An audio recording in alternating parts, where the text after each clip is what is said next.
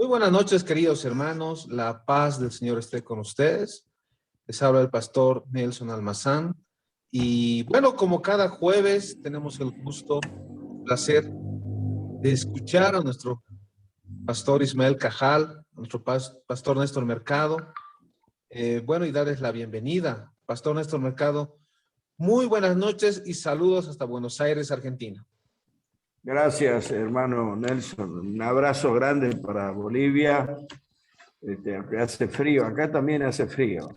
Está haciendo frío. Pero estamos muy contentos de esta comunión, de compartir estos tiempos que seguramente van a ir mejorando. Dios nos va a guiar a hacer cosas mejores. Así que te agradezco mucho la oportunidad. Y quiero comentarles, bueno, que los videos aquí en Bolivia del pastor Ismael Cajal están poniendo línea, están poniendo tendencia aquí en Bolivia. Se está repartiendo a muchos pastores estos estudios y bueno, ha sido algo hermoso y bueno, pastor, agradecerle por este tiempo y muchas visualizaciones en canal de YouTube y bueno, sabemos que todo esto es para la gloria de nuestro Señor Jesucristo, pastor Ismael Cajal. Bien. Gracias, pastor. Por lo general, lo más importante para mí es que dentro de los hermanos que van estudiando surjan inquietudes, preguntas para poder ayudar a contestarles y también guiarlos sobre qué libros pueden usar, cómo encarar el estudio, porque lo más importante para nosotros es que cada miembro de la iglesia crezca, aprenda, que tu iglesia, pastor, tenga 5, 6, 8 hermanos bien capacitados para poder enseñar a la congregación, para extender, digamos, la doctrina, ¿no? Y bueno, yo por el otro lado necesito que me puedan pasar alguna información. Es decir, preguntas que tengan, inquietudes, sugerencias. ¿Quieren que empecemos con el tema? No, quería recalcar algo para las personas que nos están escuchando. El pastor Ismael Cajal tiene una biblioteca digital, la he estado leyendo. Muy buena literatura. Si ustedes quisieran, bueno, se tienen que contactar conmigo y para favorecerles también, para darles esa literatura. Ustedes, queridos hermanos, entenderán que es muy complicado en 4 sesiones hablar de Hebreos. Sin embargo, ha sido esto muy fructífero para la iglesia en Bolivia. Antes de empezar, Pastor Ismael, Pastor Néstor, ¿quiénes nos están acompañando y qué países de repente usted nos puede ayudar en este sentido? Pastor Néstor. Hay personas hay gente de Uruguay, hay gente de Argentina, gente de Bolivia, gente de Colombia y seguramente entrarán de Chile y está entrando ahora, me está avisando acá un periodista que trabaja en la Casa de Gobierno acá en Argentina, que hizo algunos estudios conmigo, se llama Jorge Smith, ¿entiendes? Va a estar escuchando el programa. Estoy entrando, me dice. Bienvenido, hermano Jorge Smith, y a todas las personas que nos están escuchando. Bueno, antes de empezar, quiero recalcarles, queridos hermanos, que hay un tiempo de disertación del pastor Ismael, que es 20 minutos y 10 minutos de preguntas. Nos dicen aquí de Perú también saludos, dice, ¿no? Alex Pinto sí. Para todos. Bueno, como el tiempo es muy importante en estos espacios, pastor Ismael Cajal, bueno, lo escuchamos, pastor Ismael. Muy bien. Querría entrar. ¿Hay alguien que está? A ver qué pasó.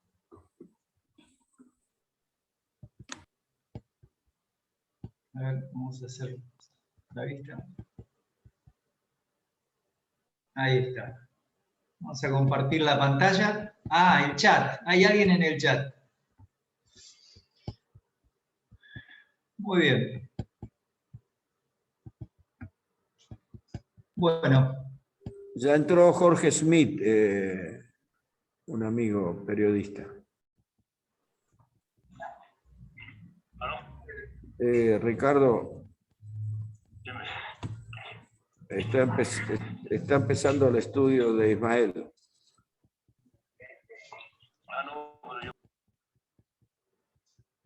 Bueno, me pidieron que deje esto para ver si alguien tenía que anotar el teléfono o el mail. Así que prometo responder cualquier cosa que me pregunten. Si la sé, más fácil todavía. Y voy a volver un poquito porque yo la vez pasada me salté algo que es fundamental porque pensé que yo no iba a llegar y de hecho no llegamos. Pero les voy a contar algo que es elemental para entender Hebreos. A ver si avanzamos. Miren, nosotros estamos en un bosquejo que es este, ¿no? Es decir, lo primero que tratamos de ver era capítulo 1 y 2 y 3 exhortaciones muy juntitas una con otra. Perdón, Después Ismael, de hay que eso, decirle a la gente que estamos leyendo hebreo, porque hay entrando gente nueva que sepa que está en la Biblia hebreo, ¿no? sí, perfecto. Bueno, y hay algunas cosas que yo quería que ustedes tengan en cuenta para poder entender el tema del pasaje. Y nosotros hablamos la vez pasada que primero iban a encontrar que Cristo era superior a Moisés en sus oficios, el capítulo 3, y después un poco también con el tema de Josué, pero la mayoría seguramente no tiene tan en claro qué pasó con el pueblo de Israel. Miren, en este mapa que van a ver ahora, aquí tienen cómo el pueblo sale de Egipto a la izquierda y va por el desierto de lo que se llama la península de Sinaí. Y con esos números que ustedes tienen, más o menos en el punto 2 se supone que es donde reciben la ley mosaica, es decir, las tablas de la ley. Y luego van a seguir hacia la tierra prometida que está con el número 6, que sería Canaán. ¿Vamos bien hasta ahí? Bueno, ahora, para que ustedes tengan una idea de qué pasó, ellos llegaron, este viaje tenía que durar 40 días, pero Dios tenía que capacitarlos, tenía que enseñarles algo de la guerra, porque cuando llegaran a Canaán, tenían que conquistar esa tierra. Recuerden que Dios le había dicho a Abraham, esta tierra va a ser tuya y de tu descendencia, pero quiero que sepas algo. Tu descendencia va a estar 400 años en Egipto, porque todavía la maldad de la gente que vive en Canaán no es tan grande como para que yo los destruya. ¿Ustedes recuerdan cuando Dios lo manda a Jonás a Nínive? Le dice, avisales que en 40 días los voy a destruir.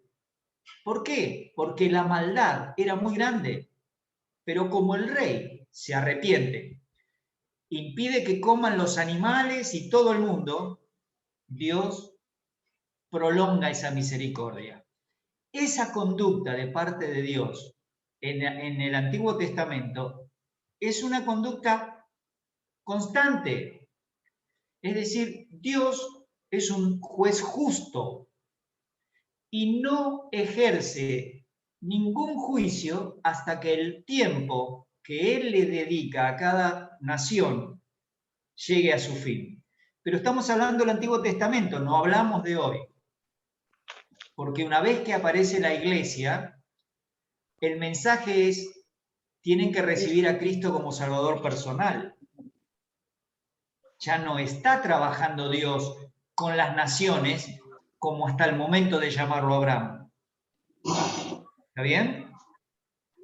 Así que en ese lugar que se llama Cades Barnea es donde el pueblo decide no ir a conquistar la tierra prometida. Entonces ahora cuando vayamos viendo estos puntos que les voy a dar a continuación, vamos a entender mejor. Miren, Israel y la iglesia son, hay similitudes entre ellos y hay diferencias. Por ejemplo, Israel y la iglesia son ambos un pueblo redimido, pero Israel está bajo la dispensación de la promesa y es redimido por la sangre del Cordero de la Pascua. ¿Se acuerdan ustedes eso? En capítulo 12 de Éxodo, es la sangre lo que los salva a los judíos de morir. En cambio, como los egipcios no estaban en esa sintonía con la voz de Dios, mueren los primogénitos de los animales y los primogénitos de las personas. Si ustedes quieren leer más textos, recuerden, la sangre del cordero no era específicamente la que salvaba, sino, como dice Romanos 3, 24 al 26, era un recordatorio delante de Dios de la sangre que iba a derramar el Señor Jesucristo. Entonces, en el Antiguo Testamento, los sacrificios del día de expiación, que era en Levítico 16, una sola vez al año, esa sangre le recordaba a Dios la futura sangre en el tiempo cronológico, porque es cronológico para nosotros, pero Dios no tiene tiempos. Entonces, esa es la razón por la cual la salvación de esa nación, la redención, está en ese lugar. La iglesia también es un pueblo redimido en esta dispensación, se llama la dispensación de la gracia de la iglesia, y también está redimido, pero por la sangre del Señor Jesucristo. Nosotros estamos después de la muerte, sepultura y resurrección de Cristo. Los judíos estaban antes en cuanto al cronos, al tiempo cronológico. Y nosotros tenemos los textos que ahí tienen para poder leer después. Esto ya se lo mandé al pastor Almazán en un PDF para que ustedes puedan imprimirlo si quieren o leerlo en su computadora y agregar las notas que quieran. Así que es la sangre del Señor Jesucristo y la sangre del Cordero de Pascua que representaba, prefiguraba la de Cristo. ¿Está bien hasta ahí? Primer punto. Vamos a un segundo punto. Este pueblo es redimido de Egipto por la sangre del Cordero de la Pascua. Es decir, la sangre es el precio de redención, pero son sacados de Egipto, no quedan en Egipto.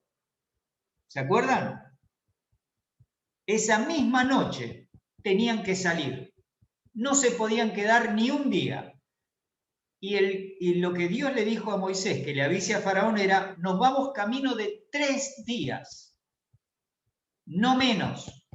No vamos a dejar ni siquiera un cordón. Nos vamos a llevar todo y también nos vamos a llevar las riquezas de ustedes, porque eso es lo que Dios le dijo a Abraham. Cuando salgas de allí, te vas a traer las riquezas por los años que trabajaste. Así que ahí tienen algunos textos para ver que fueron sacados de Egipto. Y la iglesia es un pueblo redimido de este presente siglo malo, por la sangre del Señor Jesucristo. Gálatas 1:4, se dio a sí mismo por nosotros para redimirnos del presente siglo malo. Estas analogías que hacemos, estas similitudes que hay, tienen que estar bien claras en nuestra mente cuando leemos Hebreos. Porque por ahí vamos a pensar que la salvación se pierde, pero porque no tenemos en cuenta que la redención fue por sangre, igual que para la iglesia, y que era sacado de Egipto ese pueblo y nosotros sacados del presente siglo malo. Acuérdense que eclesia quiere decir sacado afuera, llamado para estar afuera de este lugar. Y ahí tienen varios textos para poder después estar leyendo. Vamos a otro punto más, el punto 3. Israel es un pueblo al cual Dios quiso preparar para que pudiesen conocer más al Señor, pero también capacitarlos para la conquista futura. Y ese pueblo lo prepara en el desierto, antes de ingresar a la tierra prometida. ¿Está bien hasta ahí? Fíjense que ahí tienen texto, ¿no? Fíjense que la iglesia también es un pueblo al cual Dios está preparando para que puedan conocer más al Señor Jesucristo, para que aprendan a descansar en Él y obtengan coronas. Ese es el propósito de Dios para la iglesia. Es decir, antes bien creced en la gracia y en el conocimiento del Señor Jesucristo, dice 2 Pedro 3, 18 y 19. En otro aspecto, lo que vamos a ver es que ese pueblo de Israel, como la iglesia, tienen que descansar en las promesas de Dios. ¿Está bien? Ahí tienen textos para que puedan después leerlos. Vamos al punto 4, porque esto nos va a ayudar después a estudiar mejor estos temas de Hebreos. Israel es un pueblo que enfrentó un peligro. Podían no confiar en la palabra dada por Dios a través de Moisés. Podían desobedecer. Pero el compromiso de Dios era que los iba a cuidar. Les dio maná, les dio de todas las murmuraciones que tuvieron ellos, les dio a comer, les dio de día una nube que les cubría del sol, de noche les daba toda la columna de fuego. Y no se les envejeció el calzado, ni la ropa, no les faltó para comer. Dios estaba comprometido de llevarlos a la tierra prometida. Más que nada, porque se lo prometió a Abraham, a Isaac, a Jacob y a José. Como ellos no quisieron, vino el juicio divino. ¿Y qué perdieron? La vida física como una disciplina de Dios. Pero ese pueblo ya estaba redimido. Ese pueblo estaba redimido. Si ustedes leen después, en 1 Corintios 10, Pablo dice, de la mayoría de ellos no se agradó Dios. Por eso quedaron en el desierto.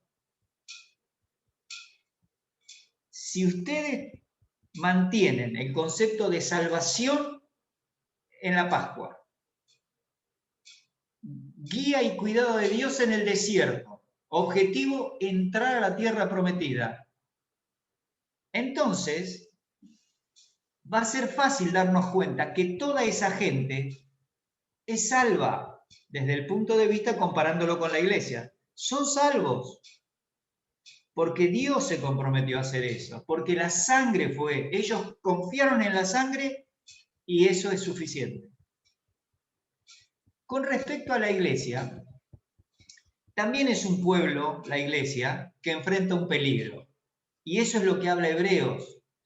No confiar en la palabra que Dios dio a través del Hijo. Por eso empezó diciendo en Hebreos 1, en estos postreros días nos ha hablado por el Hijo. Así que el compromiso divino de cuidarnos y hacernos disfrutar de las victorias diarias y obtener coronas es su plan. Ahora, si nosotros, como dice el autor de Hebreos, persistimos en decirle, no me interesa lo que vos querés para mi vida, Dios, entonces Dios te tiene que disciplinar. Y fíjense, si ustedes leen 1 Corintios 11, sobre todo el versículo 30, Pablo en capítulo 11 está corrigiendo el tema de la cena del Señor. Y en 11:30 les dice, si no nos examinamos cada uno de nosotros antes de participar de la cena, juicio comemos y bebemos para nosotros mismos. Si yo no estoy de acuerdo en arreglar mis temas con Dios de pecado y con los hermanos, voy a ser disciplinado. Por eso Corintios 11:30 dice, por lo cual hay muchos enfermos y debilitados y muchos duermen. la disciplina de Dios en la vida de sus hijos puede llegar a quitarle la vida física. Lo mismo que le pasó al pueblo en el desierto. Por eso, cuando muchos han entrado a estudiar estas 5 amonestaciones, han hecho exégesis de los textos sin haber leído todo el contexto. Este es el contexto de Hebreos.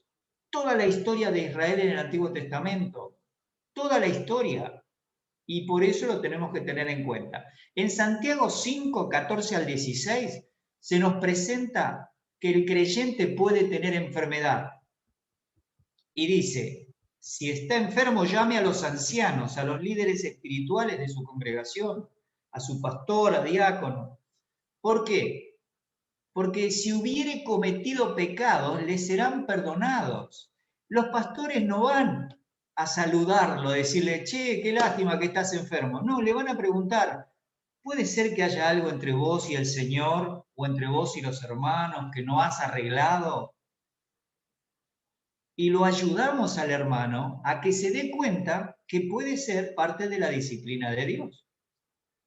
En 1 Juan 5, Juan, escribiéndole a los amados hijitos de la congregación, les dice que ellos tenían que tener en cuenta que todo pecado, toda injusticia es un pecado, pero hay pecado que no es de muerte. Es decir, hay pecado en el cual podemos pedirle a Dios y Dios le va a dar vida a la persona.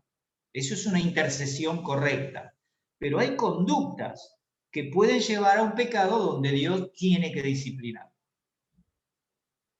En Hebreos 12 vamos a encontrar lo mismo y en Hebreos 6 también tenemos lo mismo.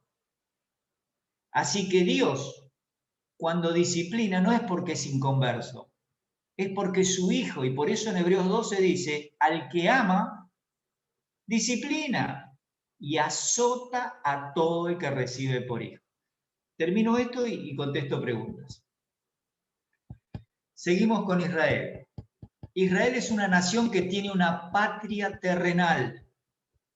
Dios le prometió una patria terrenal. Ellos van a recibir un reino terrenal, lo mismo que los apóstoles y Cristo, que los va a gobernar por 1000 años. Acuérdense que en el milenio los apóstoles, cuando le cuentan al Señor, dejamos todo y te hemos seguido, ¿qué hay para nosotros? El Señor les dice, yo les asigno un reino.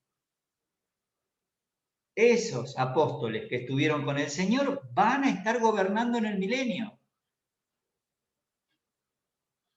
¿Se entiende? Y en séptimo lugar, también van a participar en la Jerusalén celestial. Eso está en Hebreos 12, 22 al 24. Después lo vamos a ver más detenidamente. La iglesia tiene una patria celestial. Nosotros no tenemos una tierra acá para nosotros. Nosotros no vamos a reinar en esta tierra y tener nuestra casita y como dice el Antiguo Testamento, la plantita de uva, la plantita de olivo.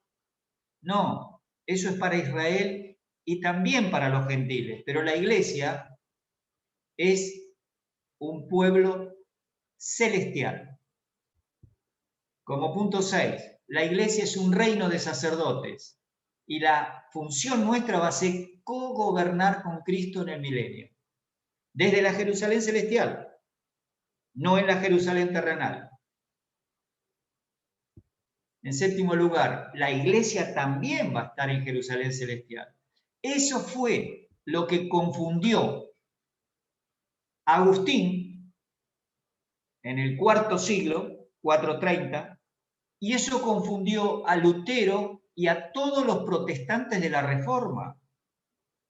Por esa causa no creen en el milenio, no creen en un reino terrenal, no ven diferencias entre Israel y la iglesia. Y ustedes, si tienen una lista, hay cerca de 25 cosas diferentes entre Israel y la iglesia. Bien. Bueno, y acá están las palabras para comprender el pasaje. Yo diría que paremos un poquito y hagamos una pequeña tiempo de preguntas. Bueno, hermanos, pastores, muy buenas noches. ¿Alguien de repente tuviera algún aporte, alguna pregunta al pastor Ismael Cajal? Tiene la palabra. Buenas noches. Buenas noches. Tiene que decir el país y el nombre y puede Pastor preguntar. Johnny Silvera de Uruguay.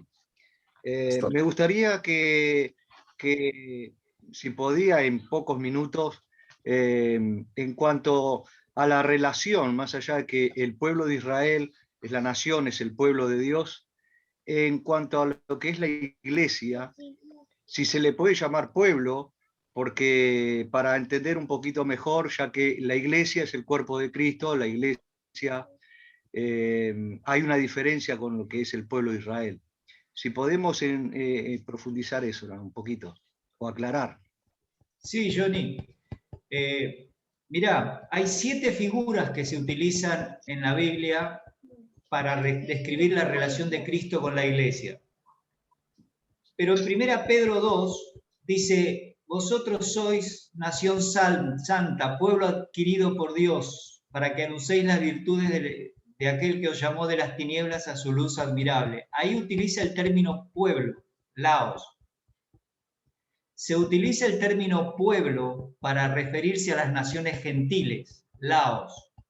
En cambio, para Israel se utiliza solamente el concepto en singular, pueblo mío. Y para que nos ayude mucho más, tenemos que entender que cuando se habla de Israel, se lo compara con la esposa de Jehová, de Yahvé. Cuando se habla de la iglesia, se habla de la novia del Hijo. Entonces, si bien el problema de la teología para nosotros es cómo explicamos la Trinidad, ¿y qué decimos? Dios es una sola y eterna esencia, y a su vez son 3 subsistencias, pero la verdad es que cada una de esas 3 subsistencias tiene los atributos de una persona. Entonces, lamentablemente tenemos que siempre terminar diciendo, bueno, en el Antiguo Testamento, Israel recibió una carta de divorcio de parte de Dios. Esa carta de divorcio está hasta el momento que los haga pasar bajo la vara cuando termina la tribulación, en esos 75 días que hay desde que termina la tribulación con Armagedón y arranca el milenio, en esos 75 días Dios va a hacer juicio a las naciones vivas de Mateo 25 del 31 al 46. Un juicio sobre Israel, los va a hacer pasar bajo la vara. Los tiene que además limpiar, poner el espíritu, las leyes en sus corazones para que ellos puedan cumplir el nuevo pacto de Jeremías 31 y Ezequiel 36. Además de eso, en ese periodo va a tener Dios que purificar la tierra. Entonces, si Israel, según Daniel 2 y Daniel 7, como ya ahí terminan los tiempos de los gentiles en Armagedón, Israel va a estar morando en paz en su tierra. Y si mirás el libro de Ezequiel 40 al 48, ahí están todos los tipos de sacrificios según el orden de Melquisedec que se van a hacer. Pero la iglesia, en Juan 14, se utiliza una figura que los judíos la entendían bien. Dice, en la casa de mi padre muchas moradas hay. Si así no fuera, yo os lo hubiera dicho. Voy pues a preparar un lugar y voy a venir para que donde yo estoy, vosotros también estéis. La figura es que cuando se hacía un casamiento, se hacía un compromiso de un hijo, de tener la mujer de otra tribu, de otra familia, se pagaba la dote y se esperaba un tiempo hasta que se preparaba el lugar donde iba a estar ese hijo. Luego ese hijo iba con un grupo de varones, de amigos del novio, llegaba a la casa donde estaban los padres de la novia. El padre le daba varias doncellas a la novia, eso lo podés ver en el Salmo 45, y luego se la llevaba para vivir para siempre en la casa del padre del hijo.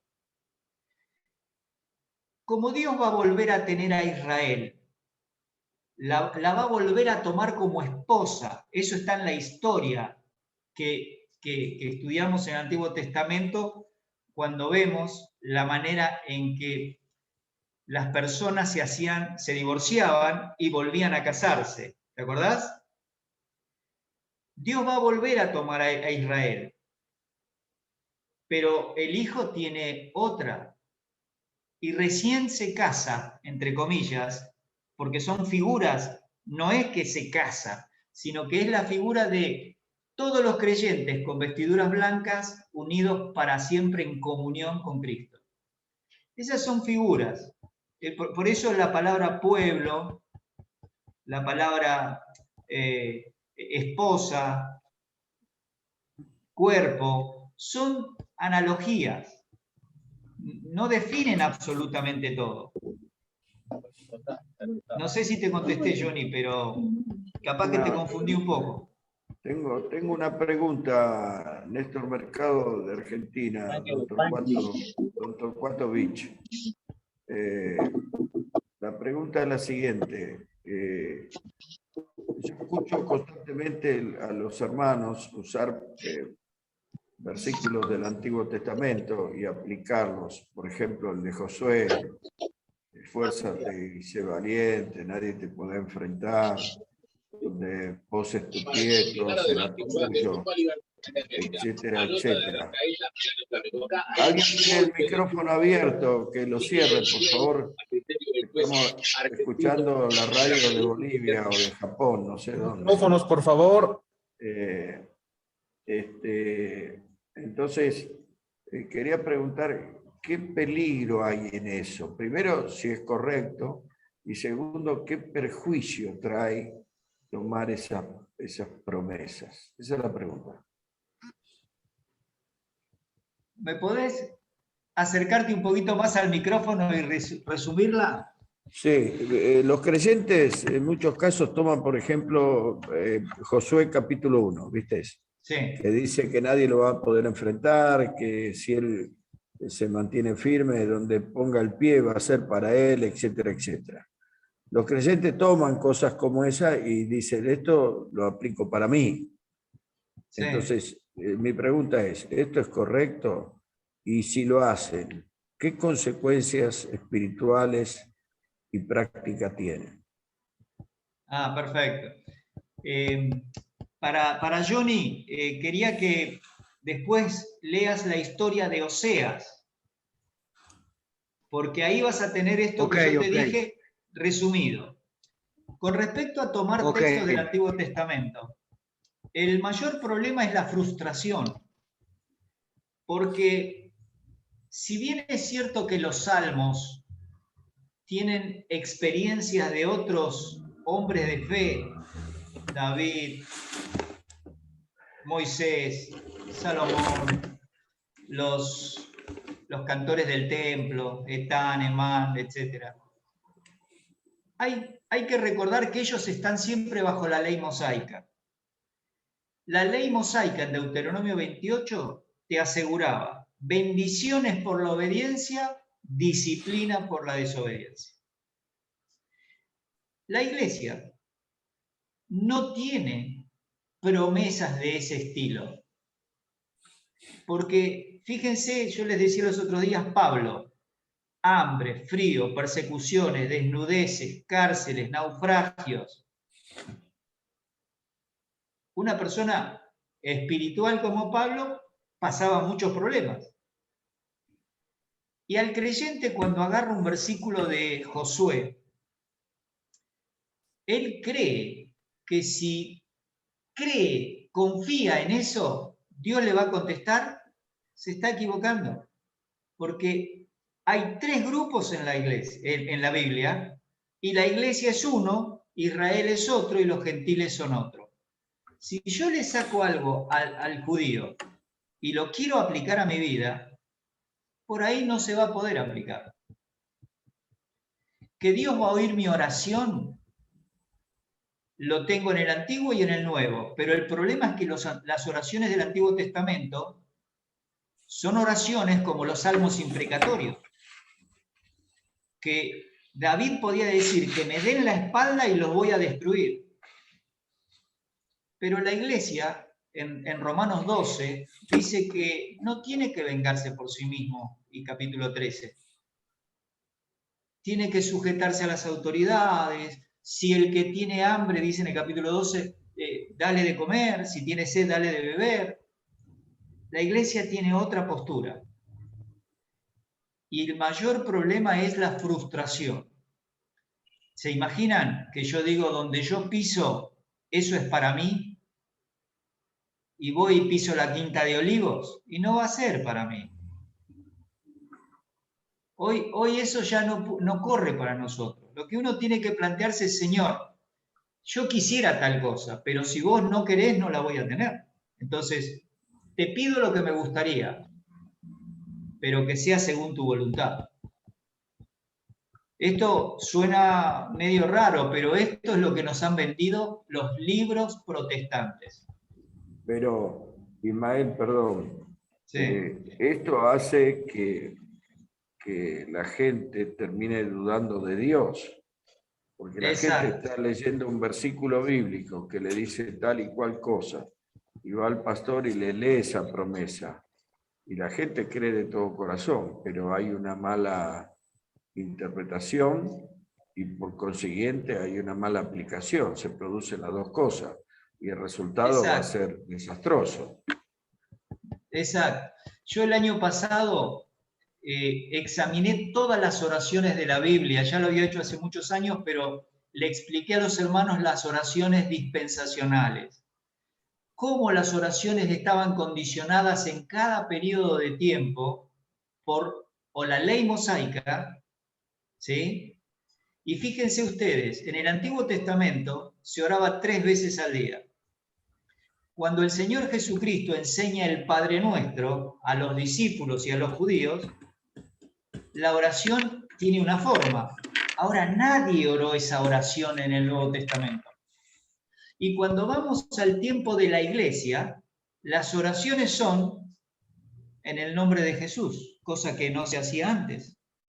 Y además, la mala traducción, por ejemplo en Santiago 5, cuando dice que la oración de fe levantará al enfermo. ¿De fe de quién? ¿Y va a levantar al enfermo de qué? Bueno, todos esos contextos han sido dejados de lado y entonces nos citan muchas veces la traducción de Elías era hombre sujeto a pasiones semejantes a las nuestras. Pero oró y paró la lluvia, y volvió a orar y llovió. Y todos creen que esa es la forma en que tenemos que orar. Y se olvidan que Elías oró porque Deuteronomio 28 le aseguraba, dentro de los juicios de Dios, porque hay 14 versículos de bendiciones y 53 de castigo en Deuteronomio 28. Y uno de los juicios de Dios era no darles el agua, ni la lluvia temprana, ni la lluvia tardía, poner el cielo como si fuera de bronce. Al pueblo que estaba bajo la ley era lo que le correspondía.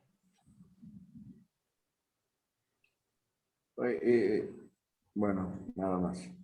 Quisiera hacer un comentario. Buenas noches, hermano. Silvio Mendoza. Sí, lo escuchamos, hermano. Sí, un poco conectado que creo a la pregunta que hacía el hermano Néstor Mercado. En mi experiencia personal,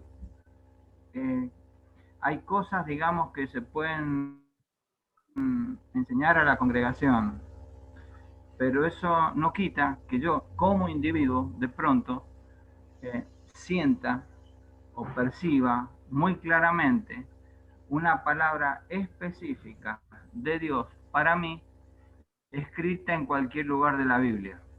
Yo no me puedo parar delante de un grupo de hermanos y enseñarles que cualquier versículo aplica para mí, como grupo de hermanos, como iglesia, porque eso no es así.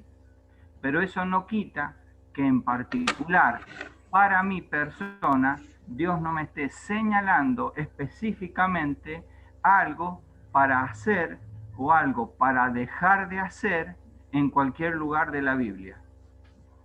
Me parece que por ahí podía venir la pregunta que hacía el hermano Néstor Mercado. Creo que incluso en ocasiones parecería ser que la misericordia de Dios es,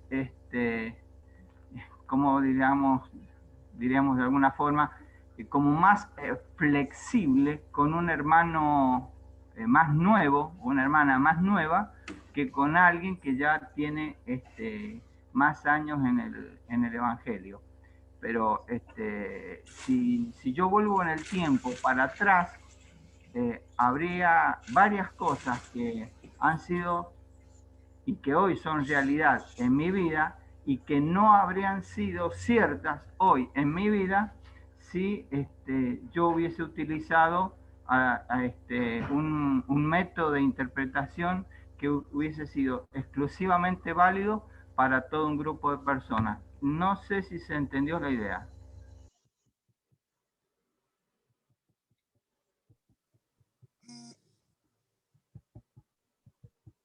Isma. Puedo afirmar que yo me convertí con Apocalipsis 3:20. Sin embargo, ese pasaje no está en el Antiguo Testamento, pero no tiene nada que ver con la salvación. Muchas veces, pero yo comprendí todos los puntos claves del Evangelio, porque me explicaron también que era pecadora, el amor de Dios, que si me moría sin Cristo iba al infierno. Pero el pasaje que usaron, por ejemplo, para llevarme a Cristo, fue Apocalipsis 3:20, que generalmente se usa. He aquí yo estoy a la puerta y llamo, si alguno oye mi voz. Y ese pasaje no está relacionado para nada con la salvación, ni personal, ni grupal. Y es lo que creo que Ismael está explicando, ¿no? Que a veces se utilizan pasajes para enseñar algo, a veces que no es malo en sí mismo, pero que no tiene nada que ver con la correcta interpretación. Pero a mí me gustaría hacer una pregunta, hermano Ismael. ¿Qué es orar, no orar por ese pecado de muerte? Que es lo que dice 1 Juan, porque sobre eso también se ha debatido mucho, ¿no?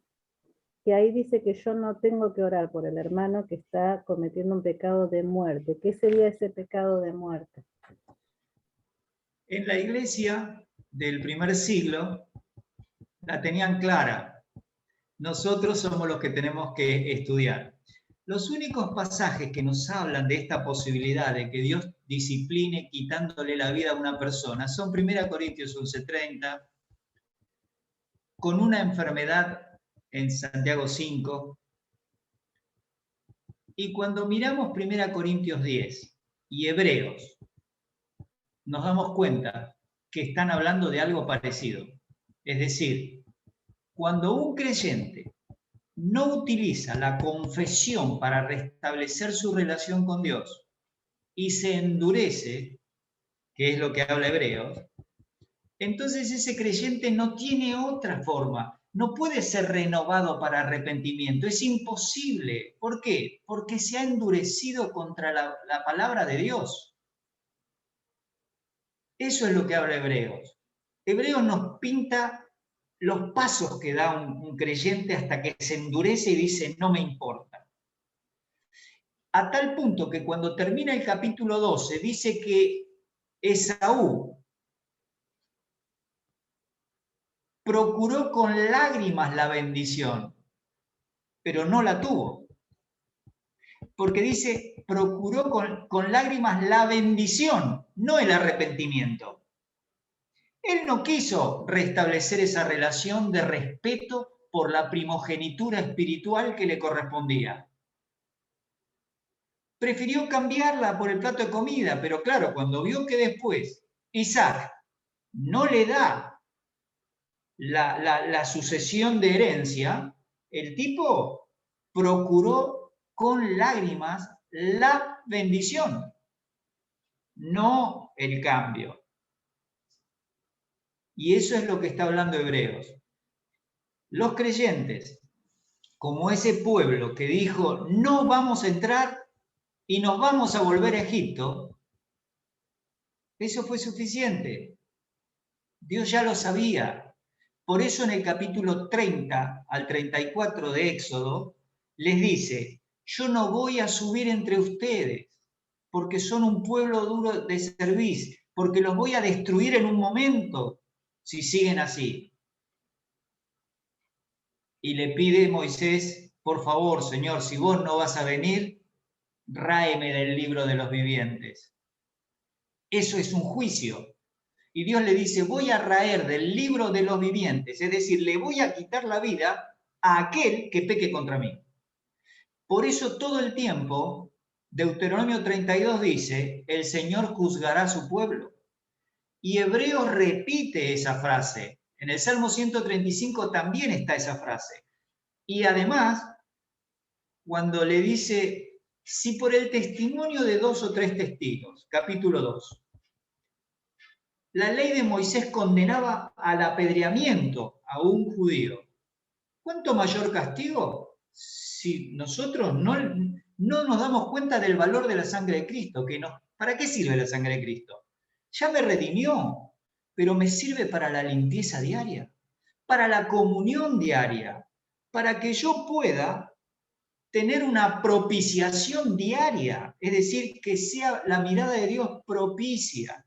Sí, peco, pero confieso, me aferro a eso de 1 Juan, si confesamos nuestros pecados, Él es fiel y justo. Ese es el punto. ¿Y cuando yo debería dejar de orar? Cuando encuentro un corazón de un hermano con una actitud en donde Dios ya no tiene nada para él. Y a él no le interesan las cosas de Dios. Es como que yo ahí solamente puedo dejarlo en las manos de Dios. Ismael, Sí. una pregunta, por ahí abuso un poco, pero soy argentino. Escúchame, este tema, viste que algunos cuando terminan de orar dicen en el nombre del Padre, del Hijo y del Espíritu Santo. ¿Vos qué pensás de eso? ¿Qué pensás? Eso está sacado del Padre Nuestro, de los católicos, ¿eh? Sí. No está en la Biblia eso. A nosotros se nos pide que oremos en el nombre de Jesús, porque es Él el que va a responder. Cuando le explica en el sermón del aposento alto, le explica capítulo 14, 15 y 16 de Juan, dice, ustedes hasta ahora nada han pedido en mi nombre. Pidan en mi nombre. Y no les digo que yo lo voy a hacer. El Padre los ama y también va a responder. Pero es en el nombre de Él. No es en el nombre del Padre, del Hijo y del Espíritu Santo. Eso es el bautismo. Es el único lugar donde dice que tenés que hacerlo de esa manera, en el nombre del Padre, del Hijo y del Espíritu Santo. Uno se puede equivocar, pero uno puede caer en soberbia si uno inventa cosas, suponiendo que le da un grado de mayor espiritualidad, un grado de mayor fuerza, ¿viste? Y dice cosas que la Biblia... Eso es riesgoso. Yo escucho mucha gente.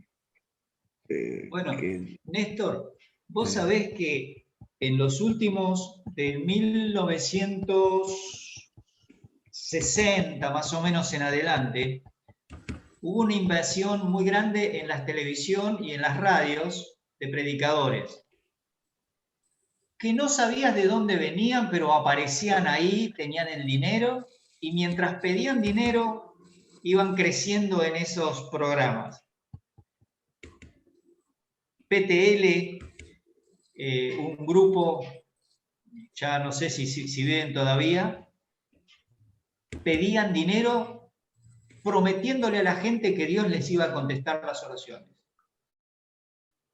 Rex Humbard, otro de esa época entre el 60 y el 70, que habían arrancado y fueron acá en Argentina, con Gille Ávila y todos otros hermanos que probablemente lo hacían simplemente de ignorancia, pero que tenían buen deseo de hacer cosas para Dios. Pero la verdad es que las dos cosas tienen que ir juntas. El deseo de hacer algo para Dios y la forma en que Dios lo puso. ¿Se acuerdan la historia cuando David tiene que llevar el arca? ¿Quiere llevarla? Puso un carro de filisteos buenísimo, nuevito. Y Dios había dicho, sobre los hombros de los sacerdotes.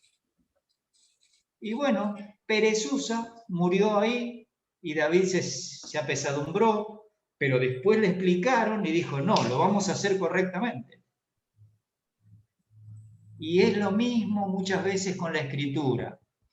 Le agregamos cosas que no dice. Copiamos de estos porque son importantes, ¿viste? A veces son personas influyentes, porque van a comer con el presidente, porque oran en la mesa de las reuniones del presidente de Estados Unidos. Todo eso está bárbaro, pero cuando vos te alejaste de la escritura, te gana la soberbia. Eso es peligrosísimo, porque Totalmente. inclusive la Biblia dice en 1 Timoteo que no hay pastoras. Oh, totalmente. Y uno razona humanamente y dice, pero hay hombres tan tontos, ¿cómo no va a haber pastoras si hay mujeres que son súper superiores a los hombres? Pero la discusión no es esa, el tema es qué dice la Biblia, no la discusión si el hombre o la mujer. ¿Qué dice? Estoy de acuerdo en las tres cosas, Néstor. Sí, que los hombres pueden ser muy tontos, que las mujeres pueden ser muy inteligentes, pero que la verdad es que el ministerio lo tienen que llevar los hombres. Por eso lo que yo veo es un acto de arrogancia, de leer algo y decidir hacer otra cosa. Sí. Porque la mente humana se le ocurre otra cosa, que piensa que es mejor que Dios, ¿viste? ¿Entendés? Es como cuando Samuel le dijo a Saúl, andá y liquidalo a todos. Sí, a Amalek. Sí, él le dijo, presta mucha atención. Y él agarró, salvó a Agag y salvó a las ovejitas y la vaca. Y después le dijo Samuel, es más importante la obediencia y el prestar atención. Le repite, y el prestar atención que los sacrificios y las ofrendas, ¿viste? Porque uno no puede tomarse la atribución de hacer algo que... Uno puede pecar, uno se puede equivocar, uno puede ser un burro, pero eso está bien, ese es un pecado. Pero otra cosa, cuando uno se toma la atribución de enseñar afuera la Biblia, ¿viste? Sí. Como si fuera palabra de Dios. Y lo bueno de eso, Néstor, es que eso es en el culto público. Tanto 1 Corintios 14 como 1 Timoteo 2 están hablando del culto público. Por lo tanto, si en algún lugar sucediera que una mujer empieza un ministerio en su casa y todo eso, lo primero que tiene que hacer es cuando hay uno o dos hombres, decirle, muchachos, esto les toca a ustedes. Yo les voy a ayudar a estudiar la Biblia con esto, con lo otro, voy a buscar un pastor que venga y les enseñe, pero tiene que ponerse en su lugar. ¿Vos te imaginás, bajo la ley, una mujer cerca del levita o del sacerdote diciéndole, otra vez tenés arrugada la... Nada, no aparecía una sola mujer. Ellos eran responsables, no entraban las mujeres en el tabernáculo. Y en el templo, las mujeres tenían un patio aparte. Pero no porque hubiera un problema de capacidad intelectual. Porque vos mirás cuando nace el Señor y está Ana con Simeón ahí en el templo, esperando que llegue el Mesías. Es un tema de lo que Dios le parece mejor. Y lo que dice Pablo es, no permito. No permito. Pero bueno, ayudaremos a los hermanos a la medida que podamos. Yo aprovecho porque está mi esposa ahí y aprovecho, viste, para que escuche. Buenas noches, ¿Hay hermano. otra pregunta? Sí, buenas noches. Alejandro de León, de Pablo Nogués City, de Buenos Aires, Argentina. Dos preguntas, no, dos cositas. Una consideración respecto de esto último que decía. Exactamente, no permito, dice Pablo, a la mujer enseñar, ¿no? Lo que hacía referencia al culto público. El argumento generalmente en estos casos, que lo he escuchado en algunas congregaciones en las que he tenido la posibilidad de estar, es, bueno, pero si no hay hombres, que vos recién comentabas, Pastor Ismael, de que la mujer debía decir, bueno, este es trabajo de ustedes, o sea, yo, está bien, estoy haciéndolo, pero no me corresponde. Bueno, generalmente Exacto. el argumento es, no hay hombres que lo hagan. Entonces, bueno, tal vez yo, porque los hombres no lo hacen, lo utilizan las mujeres. Esa era una de las cosas que quería decir. Y la otra era si era verdad lo de la Quinta de Olivo. Bueno. Muy bien. Yo- No sé si todos entendieron. Che, Isma, nos queda, en 2 minutos son las 9 y esto dura hasta las 9:30. O Sí. sea, manejalo, te voy diciendo para que sepan. Yo lo único que les digo es que al pastor Nelson no vamos a terminar. Te voy a mandar los PDF, todo, pero no lo vamos a terminar porque si yo termino para cumplir los 4, esto que estamos hablando no sale. Y para mí lo más importante es poder dejarles este material y las preguntas contestadas. Pero bueno, si por ahí se les ocurre otro día... Tenemos media hora más todavía, Isma, que pero, tiene que ser como quiera. Mirá, yo voy rápido y les muestro lo que vamos a ver, que es en la parte del capítulo, nos queda el capítulo 10, o Dale. sea, terminar el 6, que es acá. Yo lo que les quería mostrar, y les tengo que hablar de esto, es por qué tradujeron en el capítulo 6, recayeron, ¿sí?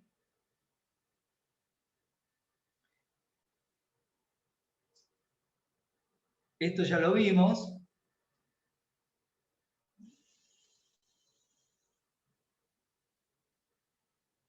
Esto lo vimos.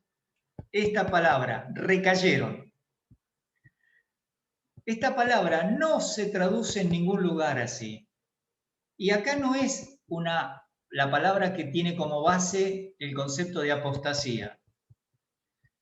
Entonces, yo les dejé para que revisen Strong. Les quiero mostrar, porque les mostré la vez anterior, esto es la forma en que Strong, la concordancia Strong, traduce esta palabra. Nunca recaer, porque recaer es como que alguien se cae y se vuelve a caer.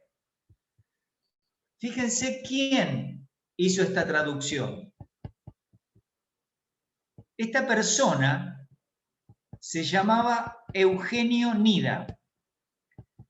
Este es uno de los primeros que, siendo bautista originalmente, se asoció en un movimiento ecuménico para hacer las traducciones dinámicas.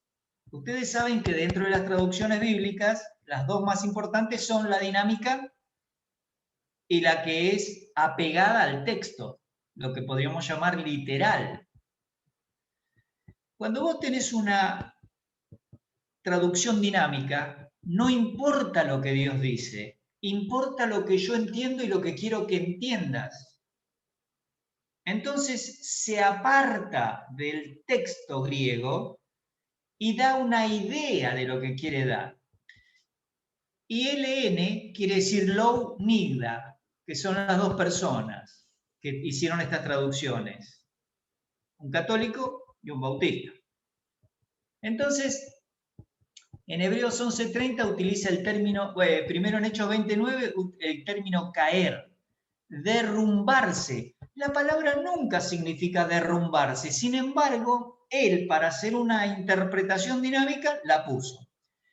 En Mateo 2:11, postrarse frente a, inclinarse, la podríamos aceptar porque esa fue la actitud de adoración que tuvieron los sabios de Oriente. Ser destruido, sufrir destrucción. Yo les dejo todos los pasajes para que ustedes los vean. Cuando utiliza en 1 Corintios 10, él dice morir, caer con una muerte violenta. El término pipto es caer nada más.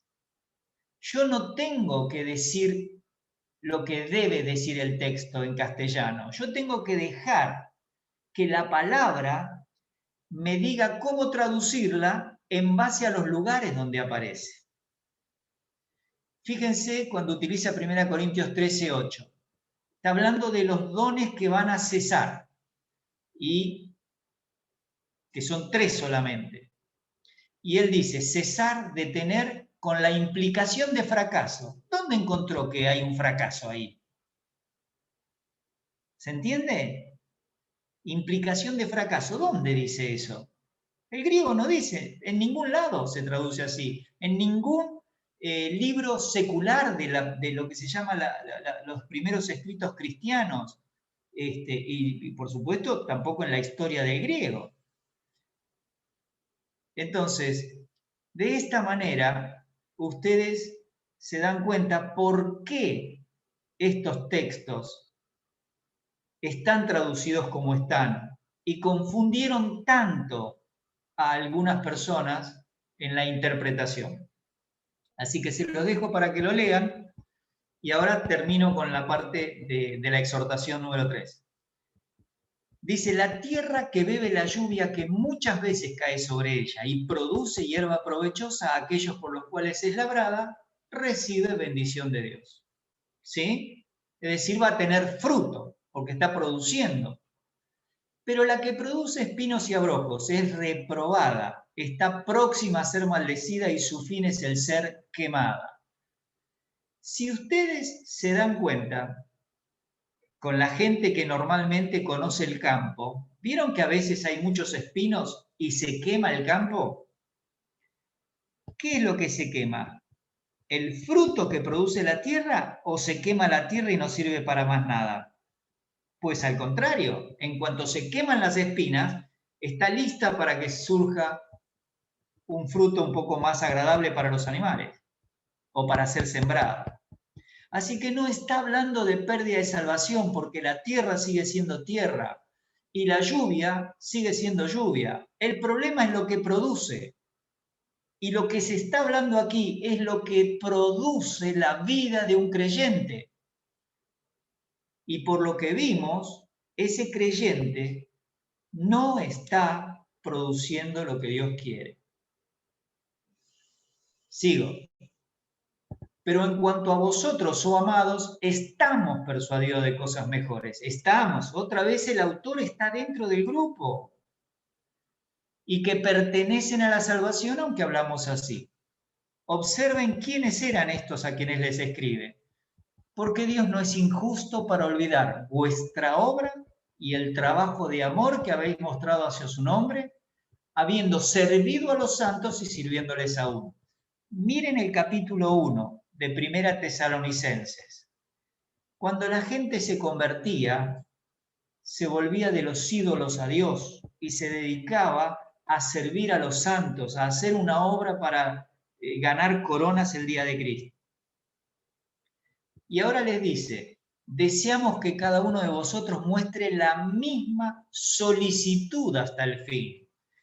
¿Qué es lo que está pretendiendo? Manténganse firmes, avancemos a la madurez, para que tengamos certeza completa de esa esperanza futura que tenemos. Porque si nos vamos endureciendo, perdemos la esperanza. Y además, para que no se hagan perezosos, sino imitadores de aquellos que por la fe y la paciencia heredan las promesas. Estos van a estar después en el capítulo 11. Pero había gente en esa época, por eso en el capítulo 13 va a hablar de los pastores, que recuerden su conducta, que imiten su fe. Y si bien el término que va a usar no es el de pastor, del que lleva las ovejas, sino de aquel que lidera personas, pero el traductor en el año 60 de Reina Valera colocó pastores porque era la única persona que estaba al frente de una congregación guiando a las personas. Seguimos. Y ahora viene la fidelidad de Dios. Dice, porque cuando Dios hizo la promesa a Abraham, no pudiendo jurar por otro mayor, juró por sí mismo, diciendo, de cierto te bendeciré con abundancia y te multiplicaré grandemente. Y habiendo esperado con paciencia, Abraham alcanzó la promesa. ¿Se acuerdan que Dios le promete un hijo? ¿Saben cuánto tardó en tener ese hijo desde que llegó a la tierra prometida? 25 años.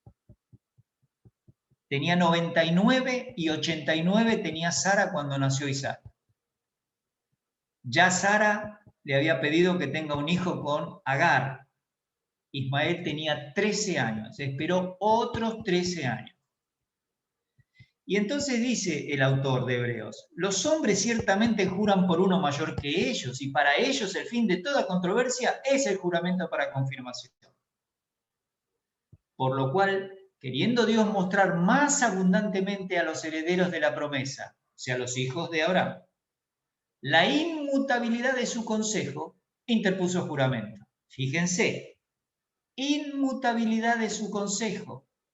Eso es lo que tiene el creyente de seguro, que Dios no va a cambiar su plan. Te puso en un camino de buenas obras para que camines en ellas y ganes coronas para tirar a sus pies, y eso es inmutable. La única cosa que puede pasar si vos te endureces contra Dios es que seas disciplinado. Entonces vuelve para atrás y dice que interpuso juramento para que por dos cosas inmutables, en las cuales es imposible que Dios mienta, tengamos un fortísimo consuelo los que hemos acudido para asirnos de la esperanza puesta delante de nosotros. ¿Qué esperanza está puesta delante de nosotros los creyentes? Que vamos a estar para siempre con el Señor, que vamos a tener coronas, que vamos a estar cogobernando con Cristo. Todas esas cosas son la esperanza. Y esas dos cosas inmutables, inmutabilidad de su consejo y el juramento, tenemos como segura y firme ancla del alma y que penetra hasta dentro del velo, donde Jesús entró por nosotros como precursor, como hecho sumo sacerdote para siempre según el orden de Melquisedec, que esto es algo de lo cual va a querer hablar después. En la parte 3, digamos, teníamos que ver esto. Este bosquejo yo querría que lo tengan anotado en sus Biblias. Nosotros confiamos en una persona superior, que es Cristo Jesús. No es Moisés, no son los ángeles, no son los profetas, no es Josué, ni siquiera es los sacrificios que estábamos viendo y que ahora va a explicar en la segunda parte. También confiamos en un sacerdocio superior, porque es de Melquisedec, no es el de Aarón. Todos esos sacrificios y esos animales eran una sombra de lo que Cristo hizo real. Por eso Él entró, no en el santuario hecho de manos, sino en el de los cielos. Y por supuesto, confiamos en un principio superior, la fe. Normalmente el judío andaba por vista, porque en la medida que él hacía algo correcto, lo primero que venía después era una bendición. Entonces él constantemente podía ver eso. Pero el creyente puede estar obedeciendo al Señor, pero puede pasar necesidades, puede tener problemas de salud, puede tener problemas de relación con las personas. aun cuando se pueda conducir correctamente. Entonces, este principio superior es la fe. La palabra fe, yo digo que podés usar la palabra obediencia como el otro lado de la moneda, porque tu fe se demuestra. Acuérdense de Santiago 2. La fe puede ser ociosa o puede ser una fe virtuosa. La fe ociosa es la que le decía al hermano en necesidad: anda tranquilo, abrigate y come todo lo que Dios te va a dar, pero no le daba nada. Entonces Santiago le dice: no, hermanos, cuando ustedes ven el ejemplo de fe de Abraham, él ofreció a su hijo, pero esa fe fue muchos años después de haber nacido Isaac. Probablemente Isaac estaría cerca de los 30 años. Y cuando habla de Rahab, la ramera, ella recibió a los espías, justo que en Cades Barnea se rebelaron contra Moisés y contra Dios. Pero ella dice: hemos oído lo que Dios ha venido haciendo con Og, rey de Basán, y todos los reyes del otro lado. Y ha descaído nuestra fuerza, no vamos a poder luchar contra ustedes. Entonces dice: yo los recibo y asegúrenme que mi familia va a estar a salvo. Y le dieron el cordón grana. Es decir, la fe que ella ya tenía en Dios se demostró haciendo algo práctico. Y este principio de fe se tiene que demostrar imitando a los que van a estar en el capítulo 11. Y recordando que hay disciplina en el capítulo 12. Y recordando que hay algunos principios de vida cristiana que tenemos que mantener, capítulo 13.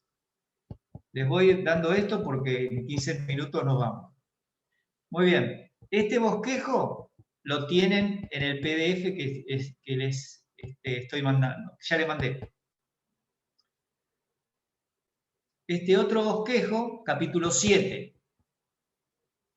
Este otro bosquejo es el capítulo 8. Después el 9 y el 10. ¿Y dónde vamos a quedarnos? En el 11. No, acá está todo escrito. No les voy a explicar nada. Ustedes ya lo van a entender rápidamente. Y ahora nos vamos a parar en la cuarta exhortación.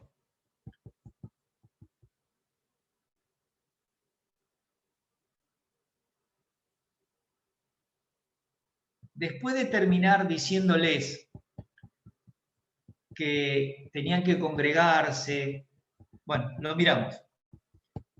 Fíjense, había que mantenerse firmes sin fluctuar la profesión de nuestra esperanza, porque fiel es el que prometió. Está todo el tiempo tratando de que ellos sigan hacia adelante. Considerémonos entre nosotros los unos a los otros para estimularnos al amor y a las buenas obras, no dejando de congregarnos como algunos tienen por costumbre, sino exhortándonos, es decir, dándonos ánimo para no faltar a la congregación, a la reunión. Y mucho más cuando estamos viendo que el día de la venida del Señor para el arrebatamiento se va acercando. Ahora sí, la exhortación. Porque si pecaremos voluntariamente, es decir, con una decisión personal de que quiero hacerlo. Yo quiero pecar, yo no quiero avanzar a la santidad, no quiero ganar corona, yo quiero pecar, me rebelo contra Dios. Entonces dice, después de haber recibido, el verbo labei de lambano es el mismo de Juan 1:12, más a todos los que le recibieron. Son creyentes estos, no son, y lo voy a repetir siempre, no son meros profesantes, personas que no la tenían clara. Utiliza el término después de haber recibido el conocimiento y usa epignosis, conocimiento completo, pleno de la verdad. Estos creyentes, si ustedes miran Tito 1:1, dice que el conocimiento pleno de la verdad es según la piedad. Estas personas que tenían el conocimiento y que no querían seguir viviendo piadosamente, no tienen más sacrificio por esos pecados que están cometiendo. La palabra tusía, sacrificio, se usa en Efesios 5:2 acerca del sacrificio agradable que debe tener el creyente para con Dios. O en Hebreos 9:26, ¿se acuerdan que lo hemos visto? Ese sacrificio del Señor Jesucristo. O en 1 Pedro 2:5, sacrificio de labios. Es decir, un creyente que decide que no va a caminar como Dios quiere, no tiene manera de resolver el problema del pecado. Y utiliza el término en el versículo 27, una horrenda expectación de juicio. La palabra horrenda que se traduce es la palabra de temor, de miedo. En 10:31 la vuelve a repetir. Y en el capítulo 12, versículo 21, también lo repite, refiriéndose a que nosotros teníamos temor de nuestros padres celestiales, de nuestros padres terrenales. ¿Y cómo no vamos a tener temor del Padre de los espíritus? Utiliza el término expectación de juicio. La palabra crisis, el Señor Jesucristo en Juan 5:22 dice que el que tiene todo el juicio es el Señor Jesucristo. Así que el que va a juzgar a ese creyente sigue siendo el Señor Jesucristo. Y habla de hervor de fuego que ha de devorar a los adversarios. La palabra en Colosenses 2:14 se utiliza como algo que nos es contrario, o en Tito 2:8. Pero aún si podemos traducirla adversario, es porque este creyente se pone contra la voluntad de Dios. El que viola la ley de Moisés, es decir, un judío, porque al gentil jamás se le ponía la ley de Moisés y 2 o 3 testigos para que muera. Solamente al pueblo de Dios, de Israel, el pueblo de Dios del Antiguo Testamento. Entonces, si por el testimonio de 2 o 3 personas había que matar a esa persona, apedrearla, quitarle la vida, ¿cuánto mayor castigo pensáis que merecerá el que pisoteare al Hijo de Dios y tuviere por inmunda, por común, la sangre del pacto? Y esto, por favor, fíjense, en la cual fue santificado.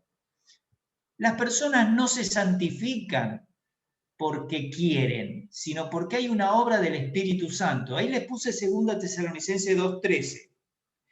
Porque Pablo les explica a los tesalonicenses que cuando eran inconversos, estos tesalonicenses, el Espíritu Santo los tenía santificados, apartados, para que después les llegue el Evangelio que llevaron Pablo, Silvano y Timoteo.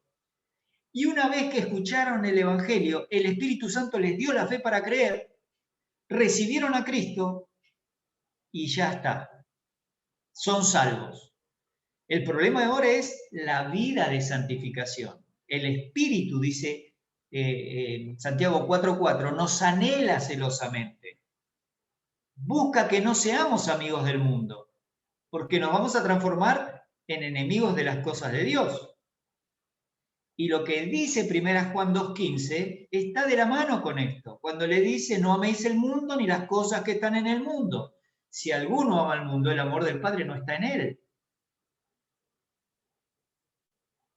Demas abandonó a Pablo amando este mundo. No es que perdió la salvación, simplemente perdió el camino de buenas obras y por lo tanto no va a tener recompensas. Hasta el momento en que estaba con Pablo, en Colosenses, se nos habla de que estaba con él. Bueno, todo eso que fue haciendo tiene coronas, pero no va a tener más coronas después.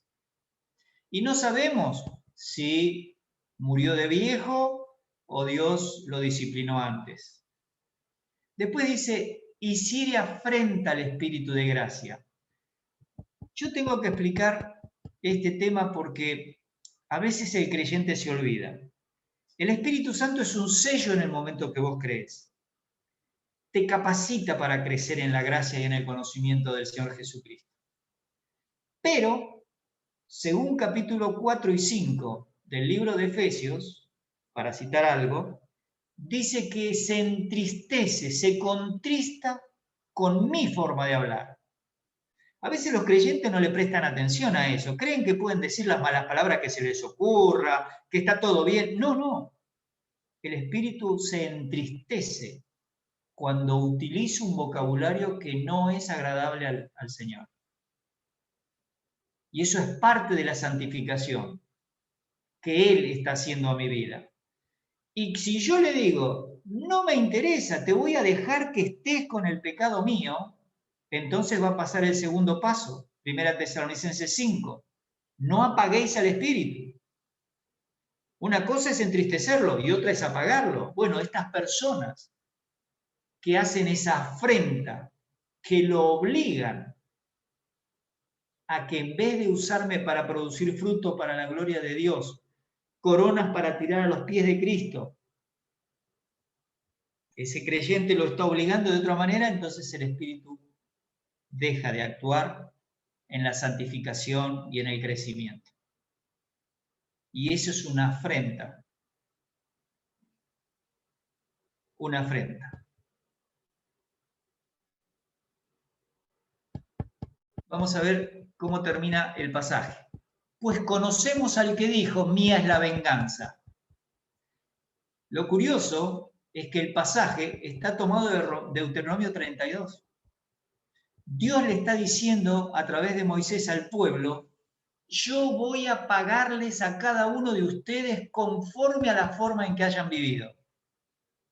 Pero Dios usa ese término para todos. Al inconverso lo va a juzgar de acuerdo a la forma que vivió. Al creyente lo va a premiar conforme a la forma en que sirvió y vivió. Y si quieren entenderlo mejor, 1 Corintios 3, del 11 al 15. Cuando dice yo daré el pago, yo daré las recompensas, quiere decir.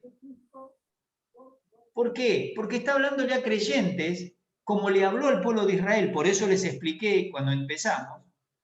Ese pueblo fue juzgado, fue recompensado conforme a lo que hizo. Por eso murieron en el desierto. No perdieron la salvación, no se habla de salvación, se habla de coronas. Se habla de lograr el propósito para el cual Dios te agarró, te tomó. Ellos, el propósito de Dios cuando los sacó de Egipto era que entren en la tierra prometida. Pero no lo hicieron. Entonces, la retribución fue esa. Y otra vez el Señor juzgará, crinei, otra vez el mismo verbo, a su pueblo. Recuerden, está hablando de su pueblo, no de los inconversos. Los inconversos van a ser juzgados en el juicio del gran trono blanco. Pero los creyentes van a ser juzgados por el Espíritu Santo cada día. La confesión le restaura la relación. Y va a ser juzgado en el tribunal de Cristo, en el bimá de Cristo, para recibir las coronas. El Señor juzgará a su pueblo, ya es su pueblo, no a los inconversos. No sé si parezco reiterativo, pero necesito que esto sea reiterativo, porque esto es lo que dice la Escritura. Versículo 31. Horrenda cosa es caer en manos del Dios vivo. Otra vez utiliza la palabra phobos, de donde viene la palabra miedo, temor. No quiere decir horrendo, pero la tradujeron así. Pero quiere decir teman, porque caer en las manos del Dios vivo, que este término ya lo vimos en 9:14, cuando dice, cuanto más la sangre de Cristo limpiará vuestras conciencias de obras muertas, para que sirváis al Dios vivo. O capítulo 12, 28 y 29. Por tanto, tengamos gratitud, porque hemos recibido un reino inconmovible, dice, y mediante ella sirvamos a Dios agradándole con temor y reverencia. Y el versículo 29 dice, porque nuestro Dios es fuego consumidor. No es un fuego que te quita la salvación, es un fuego que te purifica. vos vas a estar en su presencia, pero de una manera especial. No vas a ser igual que cuando te recibiste a Cristo. One minute. Tienes que ser a la imagen de Cristo. 1 minute. Ah, no, queda 4. 4. Pero traed a la memoria los días pasados. ¿Ven que siempre vuelve a lo mismo? En los cuales después de haber sido iluminado, ya les mostré que en 6.4 y en 2 Corintios 4.4, donde el Dios de este siglo cegó el entendimiento de los incrédulos, esta palabra, que viene de la palabra fotismo, tiene que ver con que el creyente es el iluminado. Por eso pudo sostener un gran combate de padecimiento. Y ahí un gran combate es la palabra atresis, que en 2 Timoteo 2.5 dice que el soldado, para agradar al que lo toma por soldado, no se enreda en los negocios de la vida. Y estos combates fueron de padecimientos, porque el creyente es el que recibe recompensas por las tribulaciones. Y él dice, por una parte ciertamente con vituperios y tribulaciones, fuisteis hecho espectáculo. Y por otra, llegasteis a ser compañeros, koinonos, de los que estaban en una situación semejante.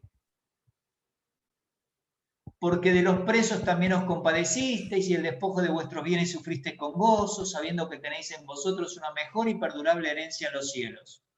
Y eso es, bueno, no le vamos a prestar mucha atención, pero el 35 sí, porque dice, no perdáis. La palabra perder es como dejar de lado.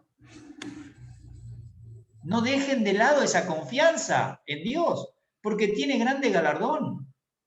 11.26, la misma palabra galardón es la que se utiliza por Moisés, que tenía puesta la mirada en el galardón. Estos son todos creyentes, es necesaria la paciencia. Jupomone, no usa macrotumía, que es la paciencia en el llevar en la vida cristiana. Más bien se trata de, tengo persecución, hay personas que me están agrediendo. Sí, es necesaria esa paciencia. Ahí tienen algunos textos para ver. Bueno, quiero terminar en este. El justo vivirá por fe, no solo se refiere al justo dentro de Israel y a la persona que recibe a Cristo, que se transforma en ese momento en justo, y si retrocediere, no agradará a mi alma. La misma palabra eudoquei. Pero bueno, yo creo que hay que dejarlo aquí y la próxima vez, si existe una próxima vez, terminaría el bosquejo en la quinta advertencia polémica. Bueno, te quiero Pastor, agradecer mucho, Ismael, y va a haber, vamos a planear algún tipo de conferencia con más predicadores donde se pueda abordar de distintas ópticas los temas. Pero bueno, para nosotros, para mi iglesia en Don Torcuato y seguramente los uruguayos y los bolivianos ha sido de gran bendición, ¿no es cierto, Johnny? No se Sí, fue por a tomar supuesto, mate. por supuesto. No, ya terminé el mate. Por supuesto que sí, ha sido de tremenda bendición. Los hermanos con sus apuntes, me interesaría imprimir todo esto y por PDF tener todos los datos para poder preguntarle al pastor algunas cuantas cosas que quedaron un poquito colgadas. Bueno, pero vamos a hacer algo. Vamos a seguir. Yo quiero dar, si me dejas, Nelson, 2 o 3 avisos, ¿puede ser? Sí. El día 31 es martes a las 21 horas de Argentina, hay una conferencia con Norberto Jiménez. Es martes y miércoles. Martes predica Norberto y miércoles predico yo. Este domingo próximo en nuestra iglesia Don Torcuato predica Jerónimo Ventura, misionero al Salvador. Y también una gran bendición para mí, que acá, entre todos los que están acá, está Virgilio Bustamante, que Nelson le tengo que contar. Virgilio Bustamante se convirtió en la misma iglesia que yo y hace como 30 años que no lo veo. Y juntos decidimos ir a estudiar al seminario. Después estuvimos por algunos años sirviendo al Señor en la misma iglesia, pero después la vida nos separó y hoy está Virgilio acá con nosotros. Yo lo reencontré hace 2 días. Hace años que venía orando por él y también por Jorge Felice, que también lo encontré hace 2 días. Y tengo una alegría grande porque son amigos en Cristo, pero también amigos de todos los días, vivimos muchas cosas. Así que es un momento de mucha alegría para mí. No sé si Virgilio está todavía por ahí, pero me gustaría que diga algo. No sé, Virgilio, ¿estás vivo? ¿Dónde estás? Virgilio, ¿dónde está? Bueno, medio fantasma. Bueno, pero listo. Termina vos, Nelson, nomás. Sí, vamos a terminar. Quiero puntualizar que todas las prédicas de los estudios del pastor Ismael Cajal están grabados y bueno, los pueden pedir al pastor Néstor Mercado y al pastor Ismael Cajal también. Bueno, vamos a agradecerle al pastor Ismael Cajal por este tiempo. Bueno, agradecer de parte de la iglesia aquí en Bolivia, de parte yo pertenezco al directorio de Iglesias Evangélicas Unidas La Paz, de parte de todo el cuerpo pastoral, de parte también de muchos pastores. Aquí ha llegado la palabra, señores, muchas gracias. Bueno, nos vamos a despedir con una oración. Gracias, Padre. Gracias, amado Señor Jesucristo, por este tiempo. Te pedimos que todo esto sea para la edificación de tu iglesia, tu cuerpo que es Señor Jesucristo. Gracias por este tiempo. En el nombre del Señor Jesucristo. Amén. Amén. Amén. Amén. Que Bueno, Dios queridos bendiga a hermanos, todos. bueno, la paz del Señor esté con ustedes y nos estaremos viendo en otra oportunidad. Muchas Bueno, gracias, después, pastor.